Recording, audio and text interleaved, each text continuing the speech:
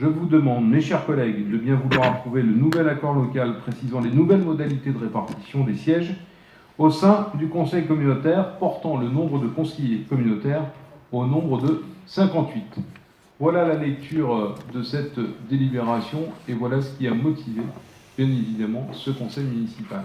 Il nous fallait délibérer dans les temps. Y a-t-il des demandes de prise de parole ?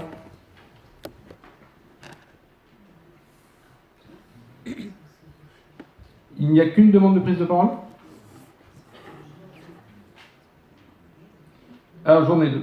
Allez, monsieur Gauthier-Boucher. Oui, monsieur le maire, mes chers collègues, la nouvelle répartition des sièges au sein du conseil communautaire de notre agglomération amènera notre groupe à formuler quelques remarques. Nous prenons acte de cette délibération de ce conseil municipal extraordinaire, non sans réserve, puisque nous voyons bien à l'examen de cette nouvelle répartition comment, à bien des égards, les communautés d'agglomération, qui sont, on le sait, intercalées entre les communes et les départements, comment elles ne procèdent pas d'une organisation territoriale efficace, puisqu'elles vident finalement les communes et les départements de leurs prérogatives respectives. C'est l'une des raisons d'ailleurs pour lesquelles nous proposons qu'il y soit mis un terme. Nous constatons dans le cas présent l'influence croissante de la ville-centre au sein de notre agglomération, et elle semble confirmer notre réflexion selon laquelle, au sein des intercommunalités, a fortiori des métropoles, même si ça ne nous concerne pas directement, il y a quantité de perdants, particulièrement dans les zones rurales, et il y a toujours un vainqueur objectif, qui est généralement la ville-centre, qui est la plus peuplée. Et notamment un vainqueur en termes de représentativité démocratique. Puisque si Saint-Nazaire gagne 6 élus, vous l'avez rappelé, Donge, Montoire de Bretagne, Trégnac perdent un élu. Mais paradoxalement, et c'est heureux, si 6 sièges supplémentaires seront attribués à la commune de Saint-Nazaire, afin que celle-ci représente la moitié d'une intercommunalité désormais réduite de 2 élus, donc à 58, ça ne constitue même pas en réalité tout à fait la part démographique, selon vos chiffres, de Saint-Nazaire par rapport à l'ensemble des 10 communes de la Carène, parce que sinon ce serait 56%, et ça nous ferait une assemblée avec 32 élus de Saint-Nazaire, ce dont nous ne voudrions pas naturellement. Aussi satisfaisons-nous que cette dernière potentialité n'existe pas, puisqu'elle renforcerait alors à l'excès l'influence de notre commune au sein de notre agglomération. Enfin, monsieur le maire, nous souhaiterions connaître la répartition des 6 conseillers communautaires supplémentaires qui représenteront notre commune au terme de cette nouvelle répartition.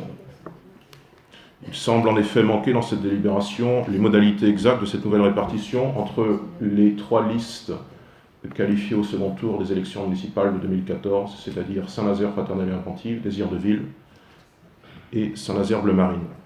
Monsieur le maire, mes chers collègues, merci de votre attention et par avance, merci de votre réponse concernant la répartition des futurs élus communautaires. Mesdames et messieurs, puisque vous m'interpellez, je vais répondre en 2 temps, voire en 3 temps. Dans un premier temps, monsieur Gauthier-Boucher, les divergences entre nous sont nombreuses, mais il y a un respect, c'est celui de la démocratie. Le conseil municipal de Saint-Nazaire validera, actera, votera la liste que les différents groupes auront proposée, et je ne peux donc pas vous donner les 6 conseillers et conseillères communautaires, puisque pour le public, et notamment, permettez-moi de saluer notre jeunesse qui est présente, cette liste sera paritaire. 3 hommes, 3 femmes.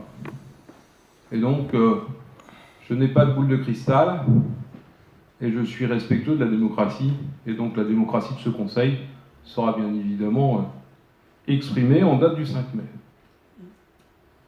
Je fais préciser ici au groupe d'extrême droite, Front National, que lors de la réunion des présidents de groupe, le Front National n'était pas représenté.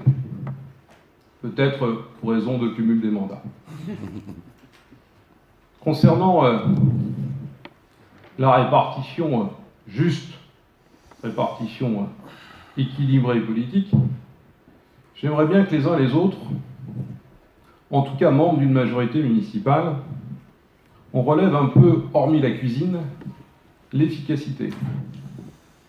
L'efficacité des corrélations entre les délégations, les subdélégations, et c'est ce qui m'amènera à vous présenter une liste de 6 que je juge pour ma part équilibrée au service des territoires et au service de l'efficacité de nos politiques. C'est le seul élément qui me guide. Le troisième point,